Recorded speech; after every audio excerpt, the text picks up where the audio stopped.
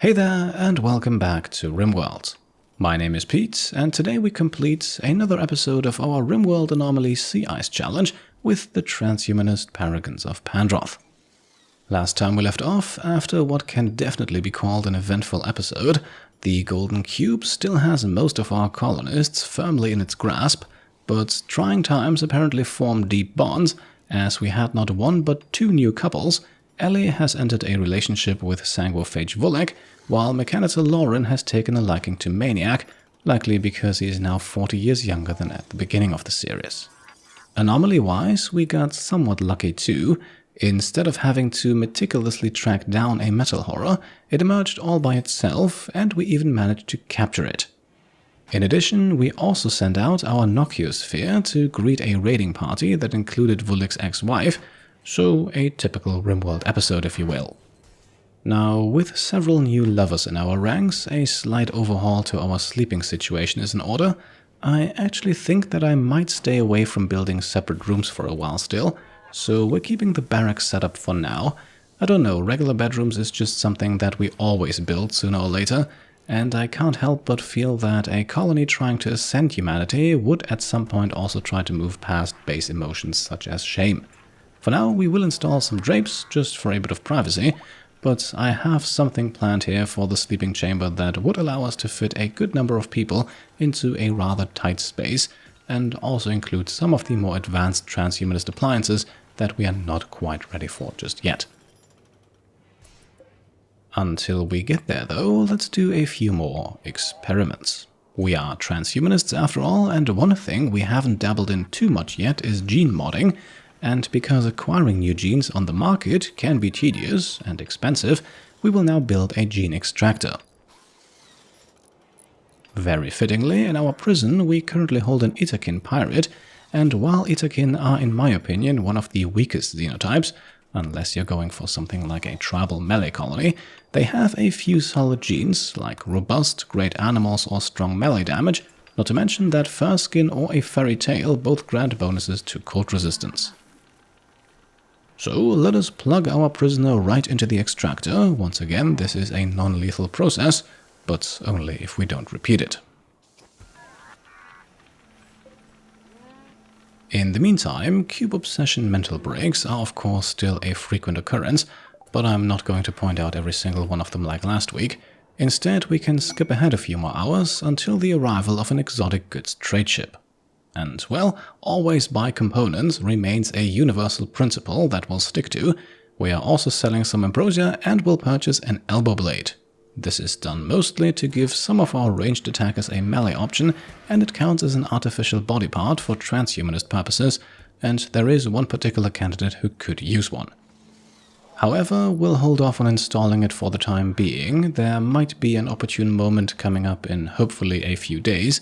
Until then, we watch as our Itakin is stripped of one random gene, and it is a somewhat lucky pick, Great Animals, a +8 bonus to the animal handling skill. Not that we really need that, and I had actually hoped for either fur skin or one of the less impactful negative traits like awful mining or psychically dull, but I guess we'll take it.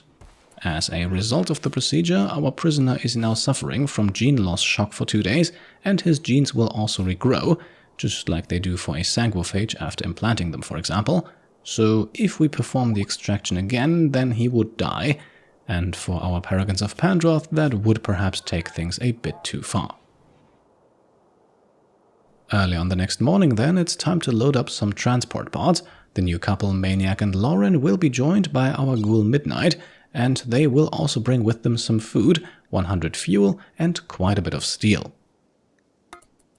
However, before we can launch them towards their destination, our yak Jude gives birth to another calf, now making it 4 animals in our rather tight stables. This one will now be named Yuval, as always after the patron supporter of the same name. Now, with our drop pods ready to go, we will launch them at that component mining site we discovered a while ago. Unfortunately, these mining sites usually only have the one mineral you are scanning for, so even if this is a mountainous tile and should therefore normally have some steel deposits, in this case we can't rely on it, and in fact it turns out that it doesn't. What it does have, however, is a huge block of compacted machinery. This should be good for at least 150 components, making the long-range mineral scanner an absurdly powerful tool for acquiring them. As our pawns then venture forth to start mining, we also have a cargo drop back on our home tile, inside some bear meat that we will shortly be turning into more chem fuel. Meanwhile, the mineral scan did detect some enemy signatures, although as they arrive here it's just 2 squirrels, nothing that Midnight can't handle by himself. Back home then, our Militor Coppermind has successfully been resurrected, although Lauren, Coppermind's new Mechanitor Master, is currently on another tile, and therefore the little Militor will have to remain put for a little while longer. Lauren herself, meanwhile, is already putting up the pod launcher, as we are informed of something that might make this whole endeavor a bit more tricky. Both Lauren and Maniac are obsessed with the golden cube, and will therefore experience cube withdrawal if they can't play with it for extended periods of time. If left unchecked, this can have severe penalties, both on mood and consciousness, up to the point where the affected pawn falls into a coma. Obviously, we don't want that to happen, so we'll keep a close eye on our mining couple here, while back home the situation is not much better. A high-intensity psychic drone strikes the sea ice, affecting all males, which will have a particularly nasty effect on the psychically very sensitive Elpis. Nonetheless, Elpis and the remainder of our cast will now perform another Draw Animals ritual to hopefully attack some huntable or tameable wildlife. The ritual then also concludes without interruption and with success, so as we wait for the animals to arrive, we can send Lauren and Midnight back home. Lauren's withdrawal has worsened significantly, and Midnight is getting uncomfortably hungry. Best to have them and the first batch of components return to cube and food. And speaking of the cube, unfortunately it has now also claimed another victim in Vulek. Maybe being with Ellie has opened him up to its dangerous influence. Either way, this is bad, like really bad, as it now only leaves Elpis as the only pawn unaffected by the cube, and as you just saw, that can change from 1 second to another. So it might be time for some drastic means here if we want to ensure that the cube does not take a hold on the entire colony. Meanwhile, we also have some good news. The drawn animals are muffalos, so perhaps we can tame 1 or 2 of them. For the cold temperatures of the sea ice, they are certainly a little better suited than yaks. Shortly after then, Midnight and Lauren return home, only for Lauren to immediately run towards the cube, while Nightshade makes her first attempt at taming a muffalo, with little success. Militor Coppermind is then also freed from the gestator, and we immediately construct another drop pod. Maniac will need some help soon if he wants to return home, as his construction skill is sadly not high enough for him to build a pod himself. Nightshade, meanwhile, has run out to catch up with the other muffalos and is currently trying to tame them too, although with a level 7 animal skill, her success chance is only 20%. And so she fails again and again until we are down to the last chance. If this fails too, the animals will wander off the map, and of course we can't have that. Alright, no success with this one either, so let's take some more drastic measures. With a bit of luck, we can down some of the muffalos to then rescue them and tame them that way.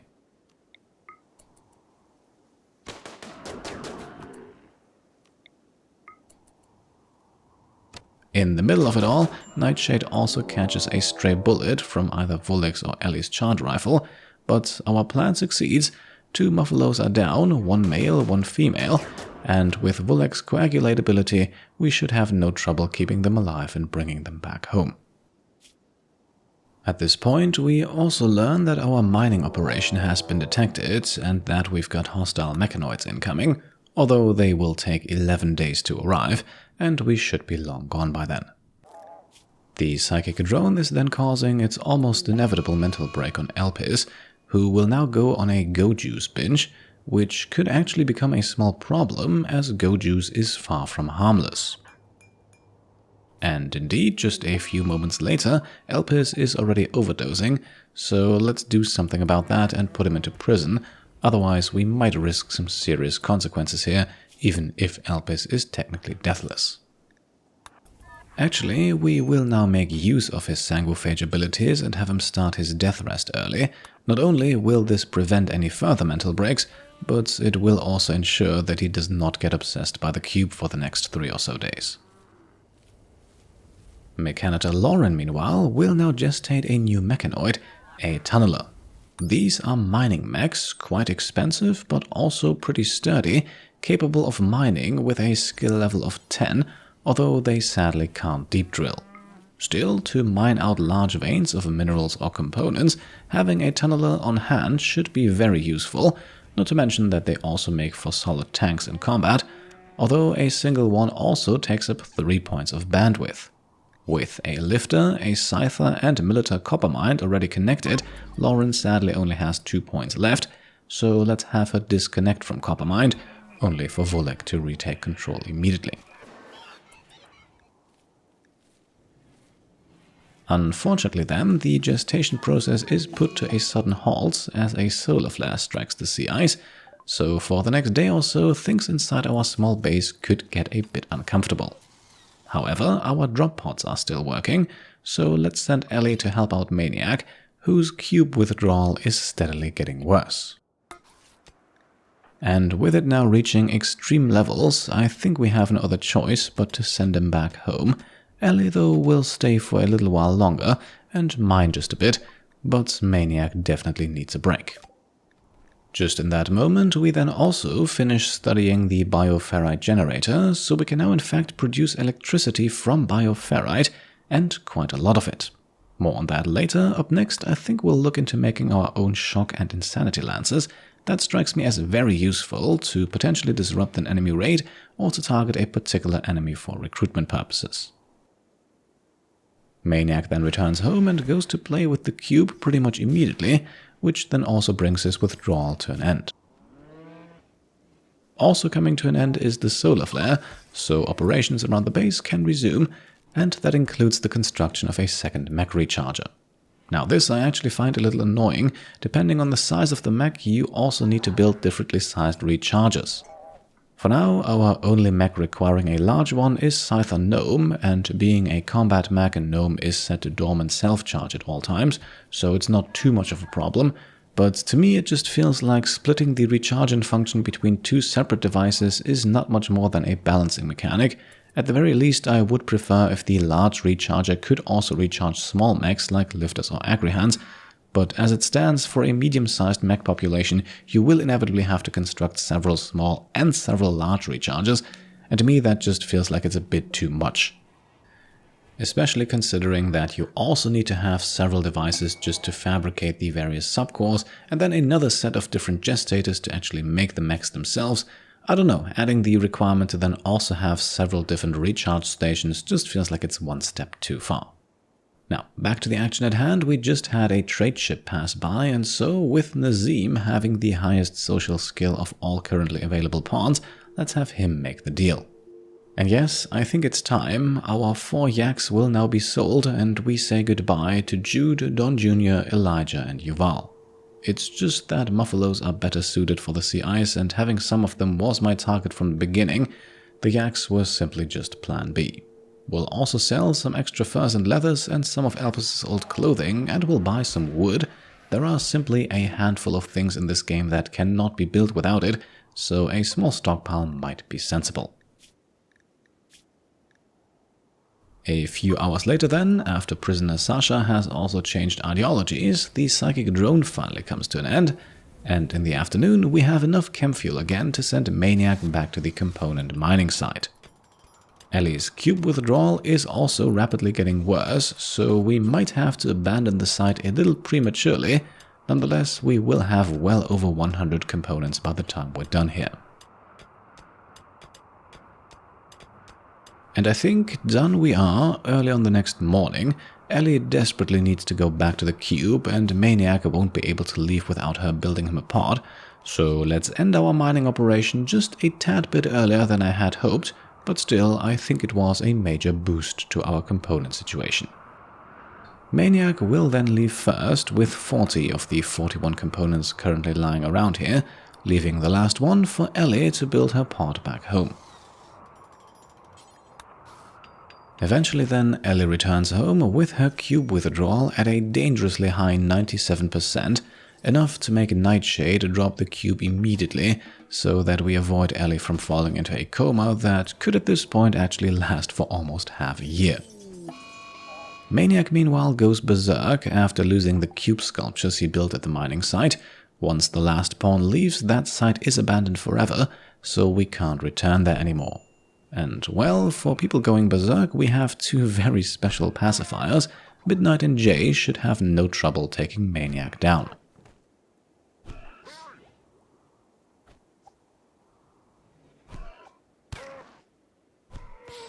And there we go, his injuries may be severe, but he did not lose any body parts, and as a Viscalayer he will recover quickly. So then, with our mining operations successfully concluded, let us celebrate by building a bioferrite generator.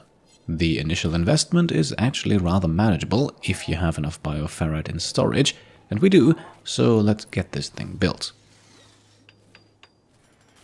While Vulek performs the construction, Nightshade also finally succeeds in taming a Muffalo, and well, I think it's only fair to patron Yuval if we don't discard their name here mere minutes after being selected, so we'll name this one Yuval as well. After all, I want that patron naming rights tier to be worth something. A few moments later, the generator is then up and running, and now produces the absolutely insane amount of 4000 watts of power. Just for comparison, that is as much as our 4 chem fuel generators together, and 400 watts more than a geothermal generator, all for the relatively low cost of 6 units of bioferrite per day. Our Nocusphere alone already generates a 7.2, alternatively 2 core hulks would also suffice. As a matter of fact, right now, with relatively few entities captured, we are already producing around 19 bioferrite per day. In other words, if you focus a bit more on capturing entities, it's really not too difficult to reliably supply 3 or 4 of these generators and still have plenty to spare. In that sense, this might actually be one of the best, if not the best, power generators in the game. The only downside is that it actually comes with a small mood penalty for all pawns near it, so it's best to move it somewhere out of the way, and that's exactly what we're doing here. A few hours later then, the sea ice veiled in a greenish-blue tint, an eclipse has struck, the perfect time for Sanguiphage Vulek to go to work, but this time only in his role as our moral guide, earning us one more ideology development point by converting our prisoner here. And perhaps invigorated by that recent success, Vulek and Ellie actually now decide to marry, so the young couple definitely moving fast here. But who are we to stand in the way of true love? Now, while the two of them get ready for their big celebration, Mechanitor Lauren is currently crafting a bandwidth pack. With a cost of 2 signal chips and 8 components, this is certainly not a cheap item to make, but it will be a very useful one as it only covers her utility slot, and once equipped increases her bandwidth by a whopping 9 points. The arrival of a small pack of Arctic wolves then also presents us with another hunting opportunity, and obviously the animals do not stand a chance. With her bandwidth pack finished, Lauren can then also equip it, and as you can see, her bandwidth has now increased from 6 to 15 points, so in theory she could now control 3 more tunnelers or 4 more scythers, and believe me, we are far from done yet. Now, with our prisoner freshly converted, I think it's time that she makes herself useful again, now hopefully seeing a bit more of a point to her sacrifice, as we are now plugging her into the subcore soft scanner. After all, with Lauren now capable of controlling more mechs, we need more subcores to actually make them, while Lauren herself is currently making a prosthetic arm, more on that in just a moment. For now, the subcore soft scanner's 3-hour scanning procedure has completed, and with Elpis awakening from his death rest a few moments later, I think it's time that we reward our prisoner's cooperation, and we're going to do so by having Elpis replace her destroyed left arm with a prosthetic one. That also boosts his medical skill up to level 14, and at this point I think Sasha here has earned her freedom, Let's not forget that we may or may not have wrongly imprisoned her in the first place, not to mention that she actually only lost that arm because we did, so I think it would be best for everyone's consciousness if she leaves once the sedative wears off. By the way, with her already being 74 years old, she would of course make for a great candidate to reverse that age by a few more years. Sadly, prisoners cannot perform the chronophagy ritual as anything but targets. On the bright side then, Nightshade succeeds in taming the other Muffalo, and as always named after a patron supporter in the naming rights tier and above, it will now be named Nibbler. So Nibbler and Yuval, our two new animal companions, who immediately get to know each other intimately here. So despite all threats of the sea ice and the anomaly, love is still very much in the air. And so, with Nibbler getting pregnant almost immediately, I think we have reached a good point to make the cut for today.